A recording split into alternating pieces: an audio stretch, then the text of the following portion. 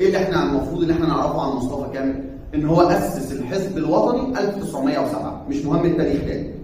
يبقى عندي من اهم الشخصيات التي قامت مصطفى كامل.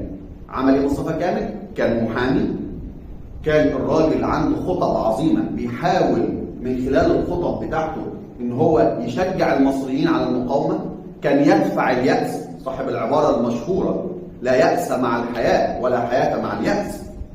اللي عليا في المنهج مصطفى كامل قاد الحركه الوطنيه، مصطفى كامل اسس الحزب الوطني، مصطفى كامل سافر الى اوروبا وكان يدعو الى استقلال مصر وكان بيدافع عن قضيه استقلال مصر. الجمله اللي انا عايزك تعرفها، مصطفى كامل مؤسس الحزب الوطني. مات مصطفى كامل شاب صغير، وجاء بعد مصطفى كامل، دي لازم تحفظها بقى، جاء بعد مصطفى كامل او تولى